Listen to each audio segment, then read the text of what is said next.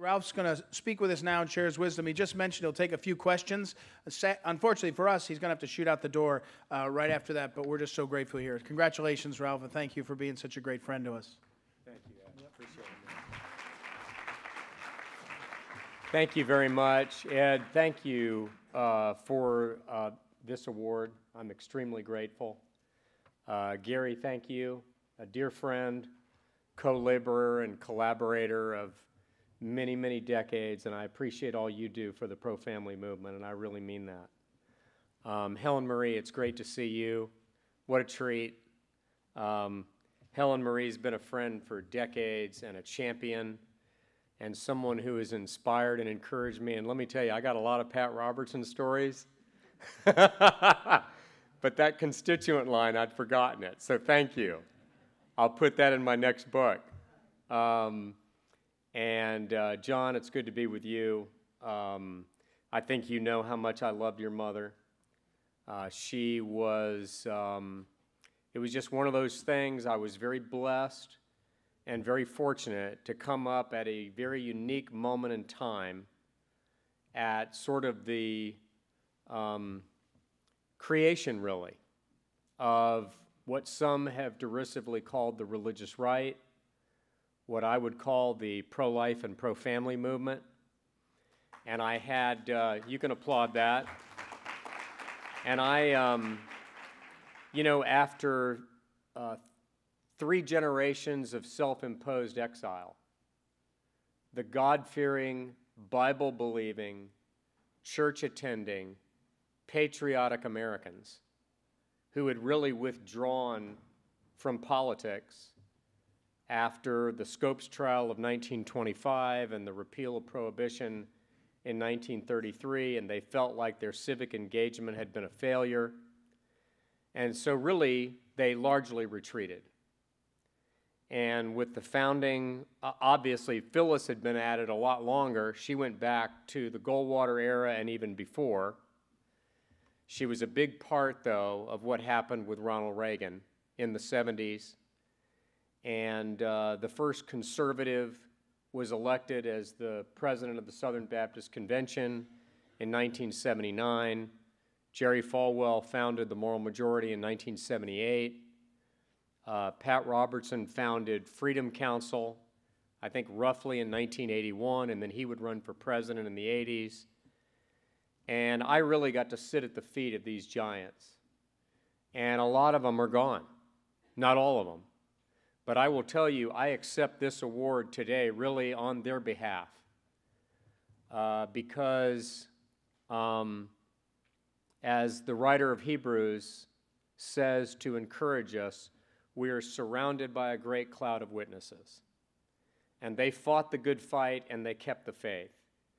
And they now, from their heavenly abode, urge us on and encourage us to have hope and to have perseverance and to have the character to stand for what is right and for what is good, even at times when we grow weary. And I just feel so blessed that I got the opportunity to sit at the feet at and then become, yes, a much younger colleague, but still a colleague of historic figures like Jerry Falwell and Phyllis Schlafly. And let me tell you something. There was no tougher practitioner of politics than Phyllis Schlafly. She was... If anybody ever tells you that women are the weaker sex, they never met Phyllis Schlafly. Because I assure you, she was tougher than any man I ever met in this business. And I learned a lot from her. And I'll talk a little bit about that today. So I have very limited time because I have to go catch another airplane. And you have a very busy schedule. So with your permission, what I would like to do is move fairly quickly through what I believe are both the strategic, metapolitical challenges that are ahead of us here this weekend, less than 14 months before what is, without a doubt, one of the most important, if not the most important election of our lifetimes. And if you don't think so, just look at how the other side's treating it. They know. They know what's on the line. And then I want to talk more specifically about some of the tactical and the practical political things that we have to do to make sure that we get the job done. I want to start by talking about the importance of applying our will to these political challenges. And my theme is really things that I learned from Phyllis. Napoleon said that the moral is to the physical in warfare, roughly as 3 is to 1. He said that the moral inspiration and fervor of an army, fired by a sense of right and wrong, inflamed and motivated by an internal moral compass that pointed towards righteousness, was worth far more than the material or the physical. Napoleon, who was not a believer in the sense that we would say, but certainly was one of the great military strategists in human history, even he acknowledged that the spiritual and the moral was more powerful and more transcendent than the size of an army or the weapons that it deployed. And he talked and really conceived of the doctrine of force multipliers, the idea that the mass of the army was less important than the velocity at which it moved, and the inspiration that gave it morale and caused it to have a higher purpose than just trying to take a piece of ground. And I have seen this throughout my career, and I say this not to give you all any false encouragement or to be Pollyannish, but I want you to believe and understand that if that's the mindset with which you go into the challenges of 2020, there is nothing that we cannot accomplish according to the grace of Almighty God who we serve. There's no victory we cannot win. There are no odds too long. And I remember even before I came to Christ, I had been raised in a Christian home. I was raised in the Methodist Church. My mother was the Methodist youth leader. My father was on the board of the church, and my best friend was the pastor's son. So I practically grew up between my house and my pastor's house. And we're still interceding for him, frankly, at this point, because I didn't yet know the Lord. So I was a handful. But I remember when I went to the University of Georgia and I was a history undergrad, I took a Civil War course from a guy who was brilliant. And you may remember that during the Civil War, it was at this time that modern technology of photography really came along. And so we had Matthew Brady and other photographers who recorded the battle scenes and other scenes of the Civil War. The Civil War was the first military conflict that was ever documented in any kind of a modern way. And one day, he came in, and to kind of show us this interesting marriage of this new technology and warfare, he put together a slide presentation of photographs that Matthew Brady had photographed as he went around and visited the various battlefields. And I can still remember, keep in mind at this point, I have not yet come to Christ. And he's just clicking through these slides, and he got to this thing, and there was a chapel that had been built, I believe, in a Union camp. And it wasn't a tent. It was a cathedral. And they had built it out of logs. They had cut the wood and built a cathedral in the middle of their camp. And they had revival meetings there every night. And he kind of went through it and said, yeah, and there was religion too. This was a typical undergrad class in America. And I'll never forget, I stopped him. because I was just struck as a student of history. No one had ever told me this. No one had ever told me that there were unchurched hundreds of thousands out of the millions who fought in that bloody conflict. The bloodiest conflict other than World War II in the history of modern warfare. 600,000 people died. And these people came together in these camps, and there were every major denomination assigned missionaries to these armies. And there were choirs, and they had revivals, and hundreds of thousands of people came to Christ, and there was a move of God. And in 1861, after the Union Army was retreating after being defeated at the First Battle of Manassas, they were singing a song about John Brown as they marched back into Washington, their tail between their legs. And there was a poet by the name of Julia Howe who was standing there listening to them sing. And she said to a friend, you know, those lyrics are not that good. And he said, well, you're a good poet. Why don't you write some words? And then maybe we'll pass them on to the commander.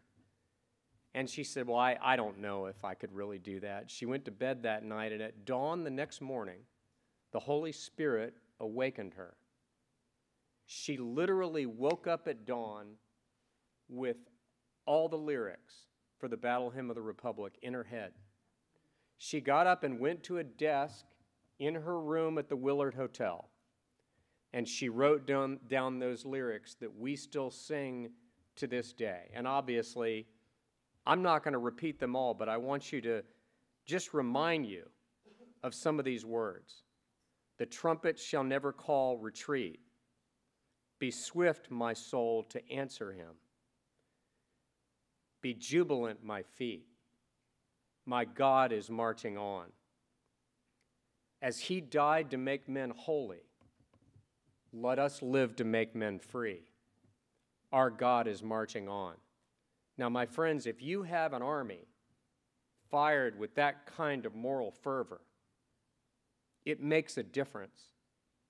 And as we gather here this weekend and we prepare to go into an election in which not only are they going to try and destroy Donald Trump, they're going to try and destroy anybody associated with him. They're going to try and take down anybody. And we're looking, we believe, roughly at approximately $5 billion that will be spent. In the last election, Hillary had $1 billion in her campaign. Trump had closer to $300 million. He was outspent 3-1. In some battleground states, he was outspent 5-1 on television. We'll have that and more.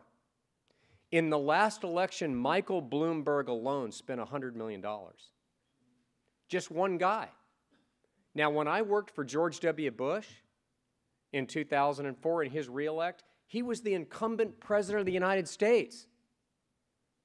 Our entire campaign budget, from the time we turned on the lights until Election Day, was $257 million.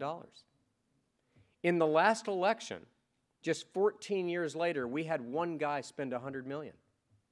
I have a friend of mine, a dear friend, believer, loves the Lord, pro-life, 100% on every one of our issues, who was running in one of the 20 most competitive districts in America and was up by 3 points with 2 weeks to go.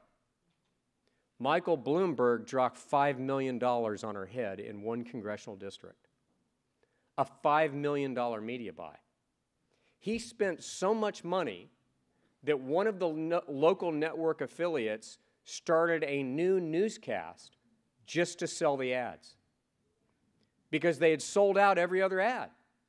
You know, they have news at 5 o'clock, 6 o'clock, 10 o'clock, 4 to 7 a.m., and then they have their local breaks during the Today Show or whatever it is. They'd sold every one of them. Bloomberg was still showing up with a check. So they said, heck, why don't we start a new newscast at 4 o'clock? He'll buy all those ads. Saying that every one of these people is in the back pocket of the NRA, or they voted to throw little old ladies in the snow, or whatever the lie is, cutting Medicaid and Medicare, whatever smear they have to tell. In California, they engaged in ballot harvesting, which is illegal in most states. In the 7 most important congressional districts in California, on Election Day and the morning after, the Republican candidate was leading in 6 out of the 7. After the ballots that they had gone around and harvested and collected in nursing homes and apartment complexes, literally showed up with a ballot, helped them fill it out, and then they delivered it. The voter never mailed it. They won all 7 of them. Then in North Carolina, where Mark Harris, a committed Christian, pro-lifer, former pastor of First Baptist of Charlotte, North Carolina, when he won by 900 votes, what did they do? They packed the Board of Elections with Democrats, the Democratic governor did. Then they ruled that he had done what? Engaged in ballot harvesting. And so then they said that he had violated state law, even though he'd won by over 900 votes. They couldn't find more than a couple of dozen votes that had been affected by one rogue consultant. And what did they do? They voided the election and ordered a new one held to try to steal that seat. This is what they're doing. Bloomberg's in for 100. Soros will be in for 250 million. The unions will spend 400 million. The Democratic nominee will have $1 billion. This is going to be the toughest fight of our lives. But the last thing I want to say about the importance of will applied to force as a force multiplier is I want you to think back on what Phyllis and the Eagles were able to do. I don't know that they were called Eagles then. I think maybe that came, I don't want to say later, but around the same time, during the fight over the Equal Rights Amendment. And I remember 1 year early after I'd started Faith and Freedom, Phyllis came to Iowa at the request of Steve Scheffler, who was her dear friend and our dear friend. She had become Steve's good friend because you may or may not remember that in 1992, in one of the last gasps of the pro-ERA movement, they put the ERA on the ballot in Iowa. I was then at the Christian Coalition. Steve was our head there. And Phyllis, who never shrunk from a fight, called us up and said, "I'm coming in. We're going to defeat this thing. Are you with me?" And I said, "Phyllis, all I do is do whatever you tell me to. So, let's go. I'm in. If you're in, I'm in." So she flew in there, and, she obviously didn't run it at that point in her career, but she sat down with them and explained what they had to do. And it changed the trajectory of my life and my career and our team in Iowa. Because, if you did the polling, we were losing 2-1. Nobody thought we could win. You're going to defeat something that just on the ballot says no one will be discriminated against based on their gender. Well, we did a poll, and we started testing messages. And I'm not going to really reveal the playbook today because I may need it later. But there was one thing that we asked voters in Iowa that made them pause. We said, "Are you aware of the fact that women are safer drivers than men? That they get in less accidents? They don't drive inebriated as much? They, therefore, don't cost automobile insurance companies as much to cover? But under this law, you'll be prohibited from giving lower insurance rates to a woman because she's a woman. So women are going to pay higher insurance rates. Health insurance, where they tend to be healthier, especially from a cardiovascular standpoint than men. Automobile insurance, homeowners insurance, we calculated it. It added up to hundreds or thousands of dollars a year. We called it the ERA tax that was going to fall disproportionately on women. And we created mail pieces, and we had our people go out and say, listen, we don't believe women ought to be discriminated against either, but we don't think that they should be charged more by an insurance company when they should get lower rates. And the other side had no answer to that. And then there were many other messages that we tested, and then we out-hustled them on the ground. And we learned all that from Phyllis, because when she stood up like a lone prophet in the wilderness, when, as I recall, and I'm doing this from memory, and she could do it and get all the facts right, but I think by that point, 30 or so states had already ratified the ERA, and they needed 38. Both political parties called for the Equal Rights Amendment to be in the Constitution. There wasn't a single congressional leader of either party. In fact, I'm not sure there was a single member of Congress, maybe a handful, that opposed the ERA. There was not a single editorial board. Basically, anybody with power, money, and influence in the United States on a bipartisan basis was for the Equal Rights Amendment. And one woman had the courage to stand up and say, this will be used to bring about, in a constitutional amendment form, abortion on demand, and there will never be a Supreme Court decision that could change it. And this will do many other damaging things to our country, and it was defeated. And I remember when I was a young buck coming up, I was then executive director of the College Republicans, on the night that the Equal Rights Amendment died. And I don't remember if it was June or September, but I remember it was 1982, wasn't it? June of 1982. And I can't remember if it was at the Omni Shoreham in Washington or where that thing was, but the head table covered 3 walls. And I think there were like 80 speeches. And we celebrated the defeat of the Equal Rights Amendment. We did it because we didn't listen to the naysayers, and we knew that if we had the grassroots, there was nothing that we couldn't do. There's no better example of this, obviously, than the 2016 election.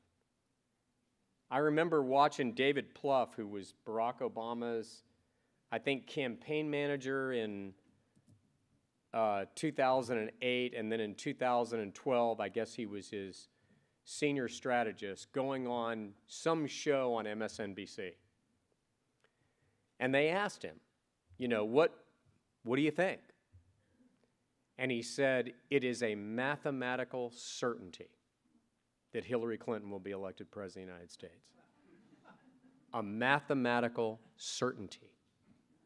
And one of the hosts, I mean, even on MSNBC, went, really? I mean, there's not even like a 1% chance that Trump can win?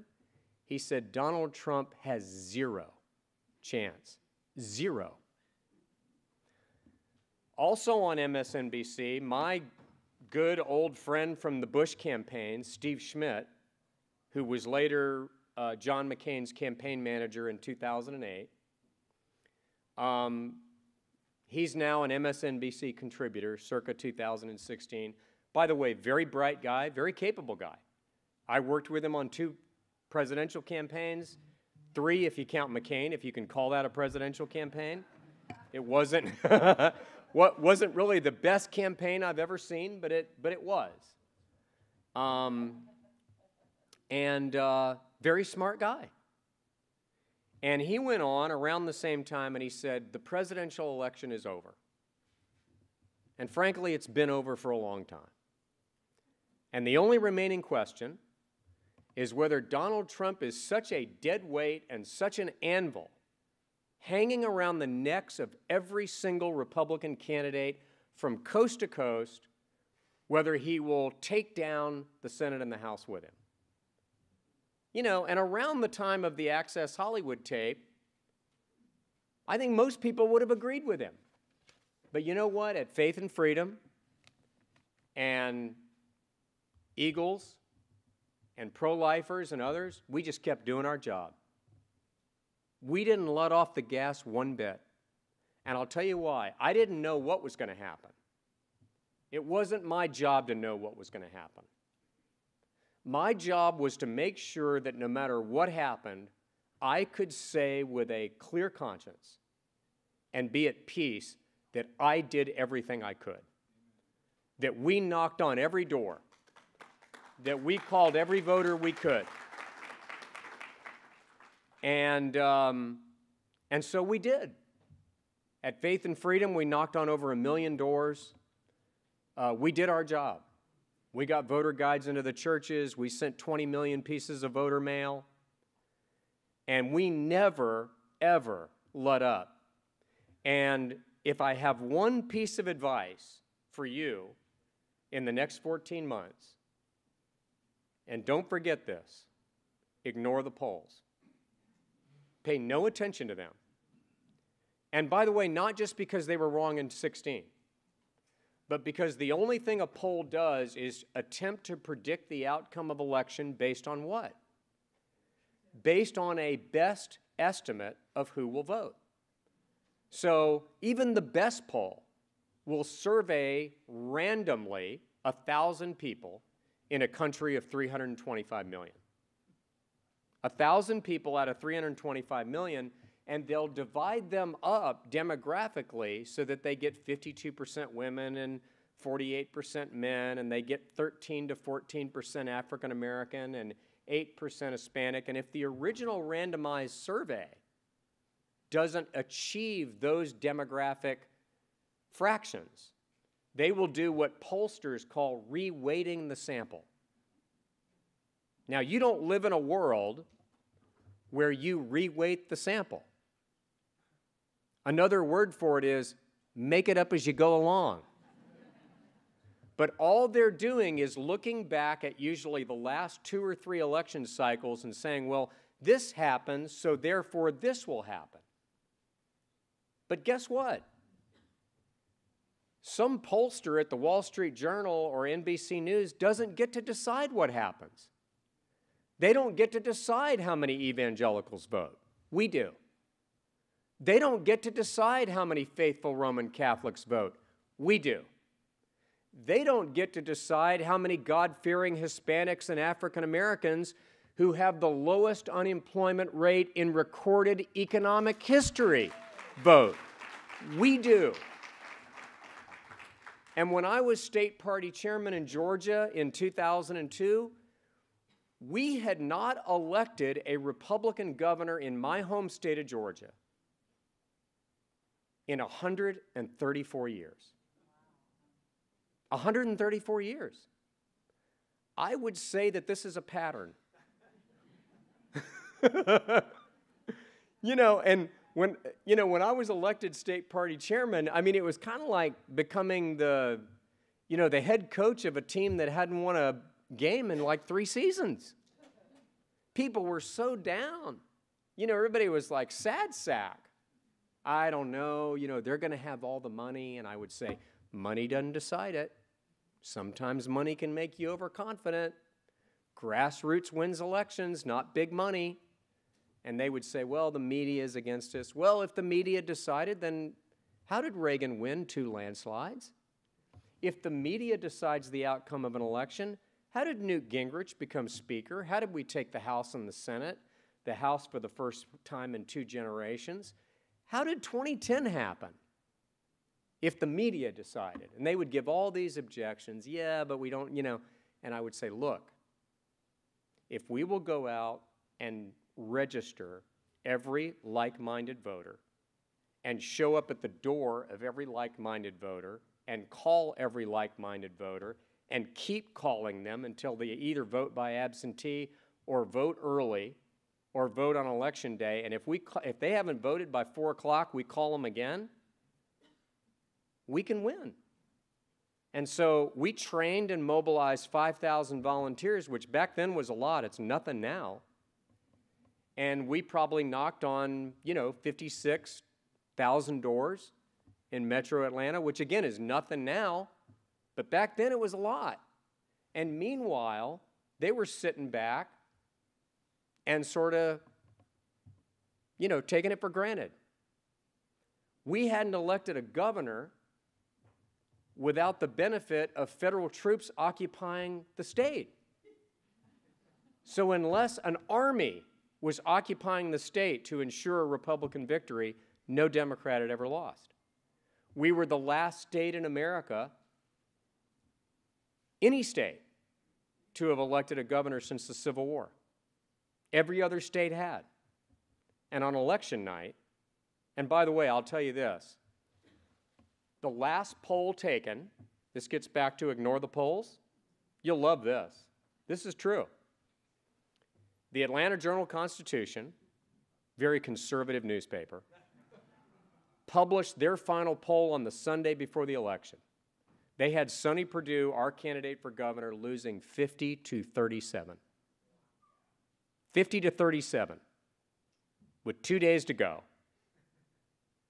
That's a lot of ground to make up in 48 hours. He won by 8. So they were only off by 20 points. They had our Senate candidate tied, 49-49. He won by 10. You get the picture? Ignore the polls. Secondly, know yourself and know your enemy. And I gather I'm going to have to do these other points pretty quickly. I've gone on way too long. I'm just going to quote the great philosopher Sun Tzu. Anybody here ever read The Art of War by Sun Tzu? If you haven't read it, I'm giving you an assignment. Read it. Read it this month, and it will provide some guidance to you going into 2020. If you have read it, read it again. I'm going to do the same. I'm going to read it again. I've got another book I got to finish right now, and then I'm going to read it. This is Sun Tzu, probably the greatest military strategist that ever lived. Know the enemy and know yourself. And in 100 battles, you will never be in peril of being defeated. Listen to this. When you are ignorant of the enemy, but you know yourself, your chances of winning and losing are about equal. If you are ignorant of both yourself and your enemy, you are certain to lose every battle. How many campaigns and how many battles do we go into where we don't assess who we are and we don't really take time to know our enemy? And I can't describe all of that today, but I want to describe just 2 qualities of our foe that you need to understand. The first is they will say or do anything to win. They will destroy any reputation. They will tell any lie. They will engage in any smear. There is no law they will not break. There is no standard or protocol, including, by the way, the U.S. Constitution or the Constitution of the state, in order to achieve a victory. And if you don't believe me, I want you to just look at what they tried to do to Brett Kavanaugh. And by the way, not that I was ever sympathetic to the message, but up until then, I at least had a modicum of sympathy for the idea with, well, if the president just wouldn't send out some of these tweets, and if he wouldn't insult like this or go after Miss Universe or whatever the complaint was. Ever heard that? Anybody ever heard that? Yeah, I've heard it. I heard it from my Christian friends all the way through 2016. I hear it now. I'll go up to somebody that I'm not talking to every day and go, how do you think he's doing? I think he's doing well, but I wish he wouldn't do that. Well, let me tell you something. If that's what it was about, then you explain to me why they took a guy who was an altar boy, a Boy Scout, okay, a member of the debate team, a guy who went to, I believe, I can't remember if it was Harvard or Yale right now. Do you remember? Was it Harvard? Harvard undergrad and Harvard law. Superlatives everywhere he went. I worked very closely with George W. Bush and his political team in that White House. I bumped into Brett Kavanaugh every now and again. I did not know him. But I can tell you this, both when he was staff secretary to the president and subsequently anybody I asked, it was one superlative after another. This was as fine a human being, as much of a gentleman, treated everyone with decency and respect, and they accused him of being a gang rapist and a drunk. Do you understand that there is nothing they will not do? They do not care. They will tell any lie about someone. They will destroy anyone's reputation and family. The second thing you need to understand is the word concede, the words concede, lose, defeated, quit, they're not on their vocabulary. If you go to their dictionary on their bookshelf, those words have been removed with an X-Acto knife. They literally don't have those words. And if you don't believe me, look at the Washington Examiner story from this past week. It's in the Washington Examiner. You can look it up, where Deborah Katz, who was Christine Blasey Ford's attorney, says, you know what? We didn't really lose the Kavanaugh fight, because the fact is, we had a conservative Senate, we had a conservative president, elections have consequences, it was a vacancy, we were going to get a conservative, but let me tell you what we did, my friends. And she gave this speech to a feminist law conference, I believe in Maryland, I think at the University of Baltimore. Don't quote me on that, but it's in the Washington Examiner story. You can look it up. And she said, let me tell you why we did what we did to him. So that if he ever votes to overrule Roe v. Wade, there'll be an asterisk after the decision because we accused him of being guilty of sexual assault. In other words, rob any subsequent decision of any credibility and say that it was illegitimately obtained because we smeared him, because we destroyed his reputation. Stacey Abrams, who was the Democratic nominee for governor in my home state in 2018. She's going around our state and every major battleground state, funded by the Soroses and others of the world, millions of dollars.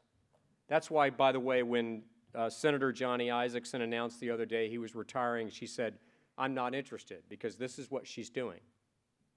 She's going around mobilizing voters, and she gets up in front of audiences like you, the liberal version of you. She's mobilizing the grassroots, and she says, I have good news for you today. We did not lose the governor's election in Georgia. We won. It was stolen from us. Just a lie, a total lie. And it's based on this myth of voter suppression. They suppress the African American vote. What they never mention is that the African Americans who were removed from the voter rolls in the previous 4 to 6 years prior to the election are removed as part of a federal law that requires every state in America to contact voters who have not voted in the last 3 elections, make every effort to contact them. They have to send them a written communication. They have to ask them if they plan to vote. They have to ask them if they still live at that address. And they have to say, if you don't contact us, we're required under federal law. This was a law passed after the debacle of the Florida recount in 2000 to try and remove non-voters, people who never voted, to crack down on voter fraud. It's a federal law. Every Secretary of State does it. And by the way, without regard to gender or race or ethnicity, that is required for every voter. Okay? It's going on in all 50 states as we speak. The reality is that compared to the 2014 baseline, there were approximately 250,000 more African American voters who voted in 2018 than voted in the last midterm election. That's the voter suppression. 250,000 more African American voters. The other thing you've probably heard is that there were voting locations that were closed in heavily minority precincts and counties. Did you know that those decisions about which voting locations are open and where they are are made by the County Board of Elections, not by the Secretary of State. The Republican Secretary of State doesn't decide that. And by the way, nor should that person. The Board of Elections in each county knows their county best. So if there was a voting location closed in Fulton County, which is Atlanta, or DeKalb County, which is minority and Democrat controlled, it was made by Democrats and minorities. They just get up and lie. They never concede never concede a defeat. In 2000, we won Florida by 537 votes out of 6.2 million. And for those of you who remember, they were going to keep voting and counting until they won. They were just going to keep counting. In 2008, my good friend Norm Coleman in Minnesota, he won on Election Day, by my recollection is 200 or 300 votes out of 2.5 million. There were certain absentee ballots and other spoiled ballots. The State Board of Elections, controlled by the Democrats, went in and went ballot by ballot and decided to include which ballots they wanted. And when it was over, lo and behold, Al Franken won by 312 votes. They just stole the election. There's nothing they won't do. Third thing, the importance of grassroots. And I have even less time on this, but I want to tell you this is the most important. We lose when we rely on media and money. We win when we rely on people and grassroots. That's why it was actually a gift for Trump to have less money, because it forced all of us to do our job. Because if all we did was sit at home on the couch and watch TV, and we saw 11 Hillary ads and not one Trump ad, we just get depressed. So we just went out and did our job. But I just want to give you a feel for what's coming.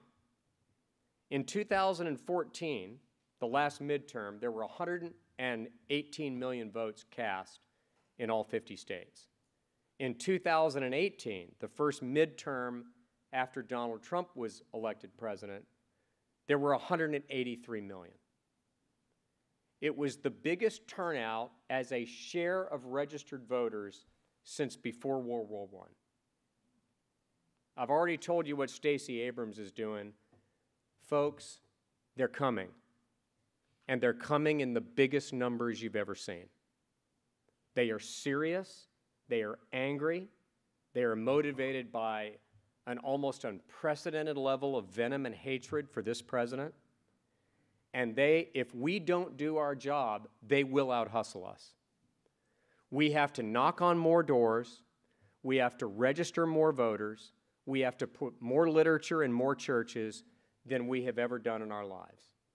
We have to work harder than we've ever worked. And then finally, we need to pray. The prayer that was said before I came up was Ephesians 6:12. We wrestle not against flesh and blood, but against the principalities and powers of darkness and against the spiritual forces of wickedness in heavenly places.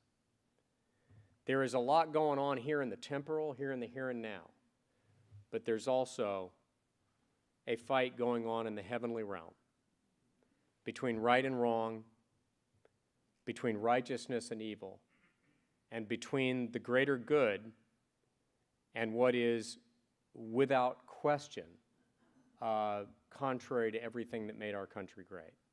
And if you got a chance to watch any of that debate last night, you know that, there's no promise they won't make to the left.